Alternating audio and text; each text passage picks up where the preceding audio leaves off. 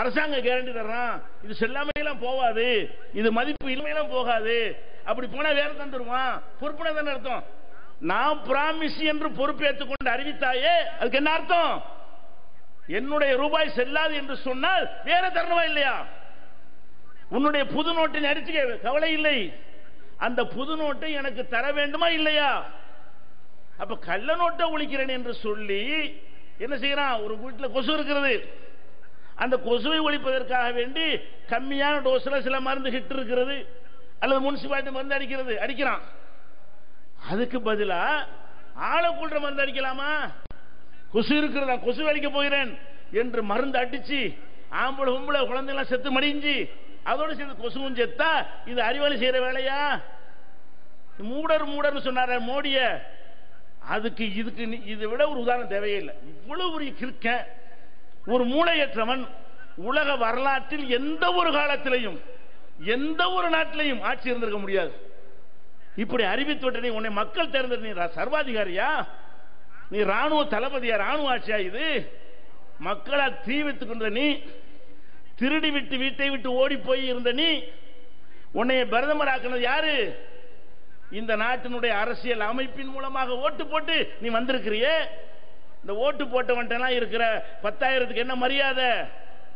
10 லட்சத்துக்கு என்ன மரியாதை? 1 கோடி வச்சிருந்த அதுக்கு என்ன மரியாதை? நாம் பொறுப்புண்டு சொல்ற, ஆனால் பொறுப்பேற்க மாட்டேங்கிற. அப்ப நள்ளிரவு முதல் செல்லாதுன்னு சொல்லிவிட்டு அடுத்த நாள் வங்கி இயங்காதான். நள்ளிரவு முதல் செல்லாது, நாளையிலிருந்து பேங்க் கிடையாது, நாளை கழிச்சு ஏடிஎம் கிடையாது, சாவும் கிடையாது எல்லாரும். அப்ப உங்கள்கிட்ட உள்ள எல்லா ரூபாயும் செல்லாது, அதுக்கு மாற்றம் கிடையாது அப்படின்னு ஒரு நாடு தான் அறிவித்த நோட்டை செல்லாது என்று அறிவித்தால் தான் பெற்ற பிள்ளையை கொள்வதற்கு தான் சமம். நான் கொடுத்த அக்ரிமெண்டை நான் நிறைவேற்றலைன்னா நாளைக்கு உன்னை எவன் நம்புவான்?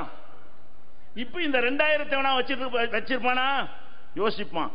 ஆஹா, கவர்னர் உறுதிமொழி கொடுக்கறான், இவங்க உறுதிமொழி தண்ணியில எழுதின உறுதிமொழி, இது எப்ப செல்லாதுன்னு ஆகுமோ? பயப்பட மாட்டானா? அப்ப இனிமேல் என்ன செய்வான்னு கேட்டா பணமா வச்சுக்கிறவே மாட்டான். ஏன்? பொருள்களை வாங்கிக்கிடுவான். பொருளை செல்லாது ஆக்க முடியுமா உனக்கு? தங்கத்தை செல்லாது உனக்கு ஆக்க முடியுமா? நீனா கொடுத்த கேரண்டினால இந்த பேப்பரை செல்லாது அறிவிச்சுட்ட. இனிமேல் அரிசி செல்லாது, அறிவிச்சா திங்க முடியாது அரிசிய. இனிமேல் பருப்பு செல்லாது, வேகாதா பருப்பு? அடை நோட்டை தானே செல்லான்னு அறிவிக்க முடியும். அப்ப மக்களுக்கு இப்ப என்ன பயமாச்சுன்னு சொன்னா, ஆஹா, இந்திய அரசாங்கம் கொடுத்த வாக்கை நிறைவேற்றாது, அதை நம்பி நம்ம அந்த பணத்தை வைத்திருந்தோமே ஆனால் நம்மை நடுத்தரில் விட்டுவிடும் என்று நினைத்தால் அரசாங்கத்துடைய தங்க பத்திரத்தை வாங்குவானா? இந்திர விகாஸ் பத்திரம் வாங்குவானா? கிசான் பத்திரத்தை வாங்குவானா? அட பேங்க்ல போடுறேன் வை, அதை செல்லாதுன்னு சொல்ல எத்தனை நேரம் உனக்கு? பேங்க்ல போட்டா பாதுகாப்பா? வங்கியில போட்டுவிட்டோம். யாரெல்லாம் 2 லட்சத்துக்கு மேல் போட்டீர்களோ அந்த ரூபாய் இன்னைக்கு உங்களுக்கு கிடையாது என்று நீங்க சிரிக்கிறீங்க. நீங்க இந்த கிறுக்கன் மாதிரி இருந்தால் அறிவிக்க முடியாதா? அடே, நீ கொடுத்த கேரண்டியை மீறி செல்லாது அறிவித்த நீ வங்கியில கொண்டு நாங்கள் போட்டாலும் செல்லாது என்று அறிவிக்க மாட்டாயா? அப்ப மக்களுக்கு என்ன ஆச்சுன்னு சொன்னா, என்னடா இப்படி ஒரு நாட்டில் வேற நாடு என்ன, வேற நாட்டில் ஏத்துக்கிறோம் இதை, இன்னொரு நாட்டில் இந்திய ரூபா வாங்காத, இந்து ரூபா ஜாமான் வாங்காதீங்க, எப்ப செல்லாது சொல்ல செய்யாது.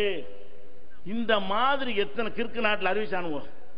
அடே, ரஷ்யா தெரியுமா உனக்கு? Soviet union. இன்னைக்கு அமெரிக்கா உலக வல்லரசு ஆட்டம் போடுறானே, அதுக்கு முன்னாடி அமெரிக்காவுக்கு அப்பனா இருந்தவன் யாரு? Soviet union. பல நாடுகள் ஒன்னா சேர்ந்து சோவியத் யூனியன் என்று இருந்தது. அங்க இந்த மோடி மாதிரி ஒரு கிறுக்க இருந்தான், செல்லாண்டு அறிவிச்சு விட்டான். 500 ரூபில்கள் செல்லாது, அந்த நாட்டில் ரூபில்கள் செல்லாதுன்னா என்ன ஆச்சு? கடுமையான விளைவுகள் ஏற்பட்டு மக்கள் பஞ்சம் பசி ஆகி சாப்பாடு கிடைக்காம பெரிய புரட்சி ஏற்பட்டு சுக்குநூறா செதறி போச்சு நாடு. ரஷ்யா மட்டும்தான் இப்ப இருக்குது, சோவியத் யூனியன் இல்லை. பல நாடுகளாக பிரிந்து விட்டது. அர்ஜென்டினா என்றும் அசர்பைஜான் என்றும் அது மாதிரி பல நாடுகளாக அந்த சோவியத் செதறி போய் அமெரிக்கா மட்டும்தான் பெரிய சக்தின்னு ஆயிடுச்சு. அதுக்கு என்ன காரணம்?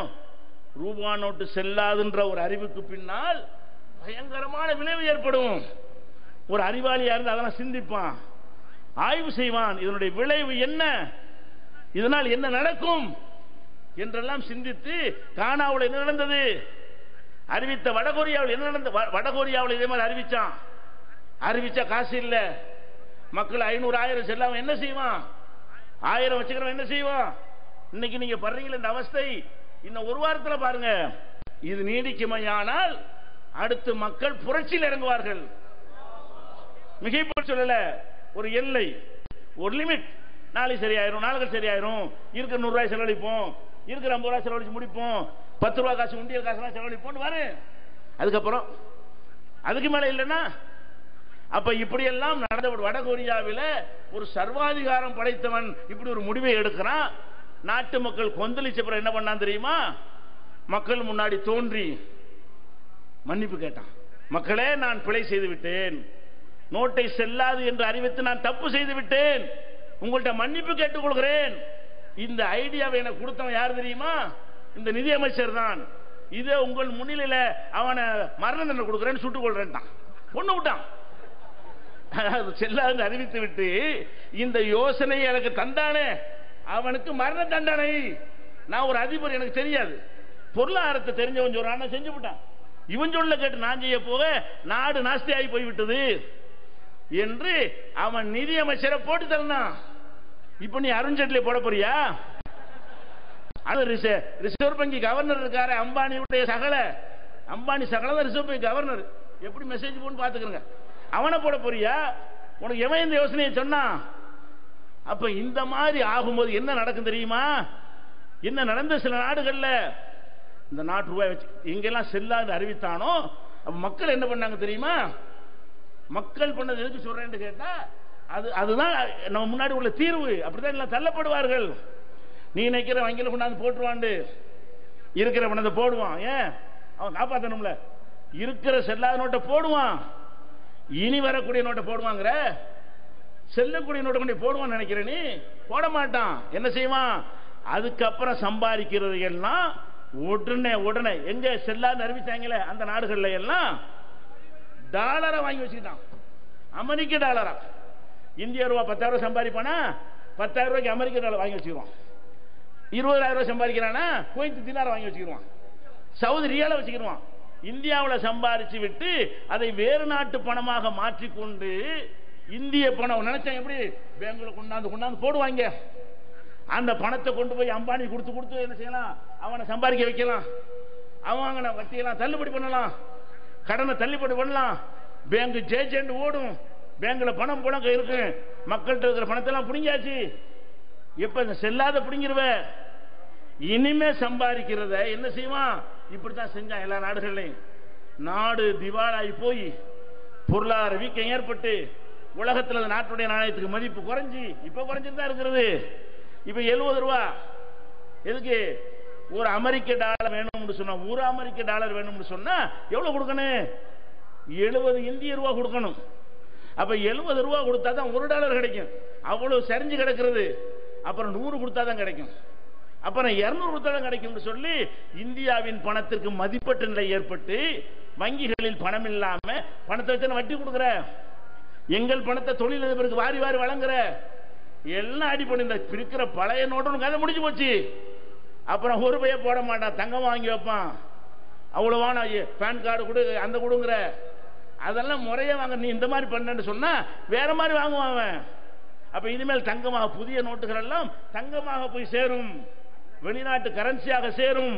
உன் நாட்டை இன்னும் சொல்ல போனால் இப்பவே பூட்டானுடைய நோட்டை, பூட்டான் ஒரு நாடு, இந்தியாவுடைய எல்லை பிரதேசத்தில் பூட்டான ஒட்டி இருக்கிற மாநிலங்கள் இருக்குல்ல, அவங்க என்ன பண்ணாங்க, எதுக்கு நம்ம கொடுக்கல்வாங்களே இந்திய ரூபாயில பண்ணணும் அப்படின்னு சொல்லிட்டு பூட்டான்காரனை கூப்பிட்டு உங்க ரூபாய்க்கு வாங்கிக்கிறோம் சொல்லி பூட்டான் ரூபாயில வியாபாரம் நடக்குது இந்தியாவுக்குள்ள. இந்தியாவுக்குள்ளேயே பூட்டான் நாட்டு ரூபாய்க்கு தான் வர்த்தகம் இப்ப நடந்து கொண்டிருக்கிறது. இந்த நாட்டை நம்ம நம்ப முடியாது. அப்ப என்னுடைய நாடு அடித்திருக்கிற ரூபாயை நான் நம்பவில்லை, எனக்கு மரியாதை இல்லை என்கிற நிலைமை ஏற்பட்டிருக்கா இல்லையா? அப்ப உன்னுடைய எதையுமே நம்ப மாட்டான். அப்ப இந்த கள்ள நோட்டை, கருப்பு பணத்தை ஒழிக்கிறது, கள்ள நோட்டை ஒழிப்பது நோக்கமாக இருந்தால் நீ அவ்வளவு ரூபாயை கொடு, உடனே மாற்றி கொடு, இதை செய்யல. அப்ப கள்ள நோட்டு ஒழிக்கிறது அதே நேரத்தில் ஒளிஞ்சிடும். ஒளிஞ்சா மரம் அடிக்கிற பெரிய விஷயமா? இப்ப கள்ள நோட்டை ஒளிச்சு விட்டப்பா, கள்ள நோட்டு ஒளிந்தது கரெக்ட், ஒளிஞ்சிருச்சு. இனிமே 2000 நோட்டு புது நோட்டு வந்துருச்சு. இதுல நோட்டு வராதா? ரொம்ப ஈஸி. இப்ப நோட்டு இருக்கிற ரோஸ் மில்க் நோட்டு, இதுதான் கள்ள நோட்டு அடிப்பதற்கு ரொம்ப எளிதானது. அது ரொம்ப கஷ்டம். அந்த 1000 ரூபாய் அடிக்க அவ்வளவு சிரமப்படணும். அவ்வளவு டெக்னாலஜி அதுல இருக்கு. பழைய 1000 ரூபாய்லாம் அப்படி ஸ்டிப் அடிக்க வச்சா கூட அழகா இருக்கும்.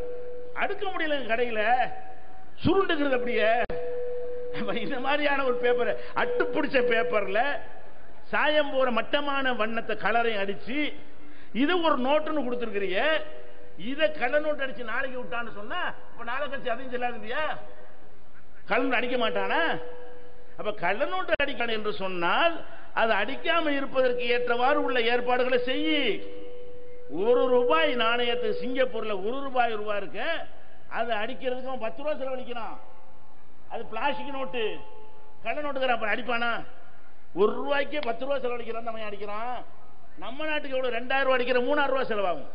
2000 ரூபாயை கள்ள நோட்டு அடிப்பதற்கு ஆகிற பேப்பர், மை, பிரிண்டிங் சார்ஜ் செலவு என்னவென்று சொன்னால் 3 ரூபாய் 50 பைசா.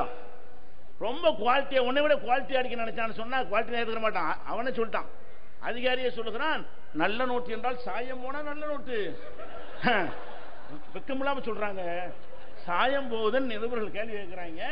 சாயம் போற மாதிரி தான் அடிச்சிருக்கிறோம். பஞ்சில தண்ணி துடைக்கும் போது சேப்ப மாறினா அது என்னது? நல்ல நோட்டு.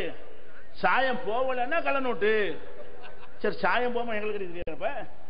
அடே, கள்ள நோட்டு அடிக்கிறவனுக்கு என்னென்னத்தையும் அடிக்கிறவனுக்கு நீ வைக்கிற கம்பியெல்லாம் அடிச்சுட்டு வந்துடுறான். சாயம் போற மாதிரி அவனுக்கு கிடைக்காதோ? உங்களுக்கு தான் கிடைக்குமோன்னு கேட்டேன். அடே, கள்ள நோட்டு அடிக்கிறவன் அதையும் செய்வான்.